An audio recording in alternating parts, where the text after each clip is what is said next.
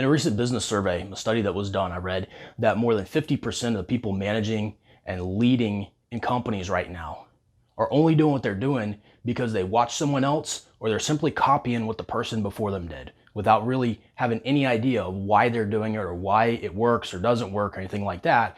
All they have is information. They don't have the experience. They don't have the revelation of why these principles work the way that they do.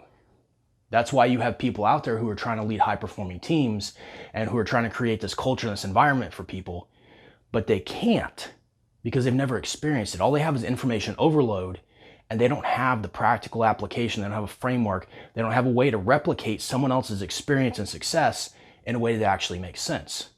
Think about it. How many coaches or consultants in business have you run across or worked with or even maybe paid who simply took someone else's information and then gave it to you or talked to you about it, or you heard them or saw them and they passed off somebody else's information as their own, but they couldn't tell you why it worked. They're just like, well, this is what you do.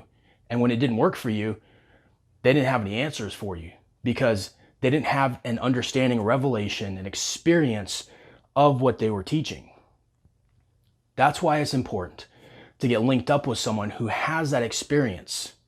Someone who's not just going to give you information overload, but someone who's going to give you a framework and an understanding of the principles that you need to show up as the best version of yourself and to create that high performing team that lasts.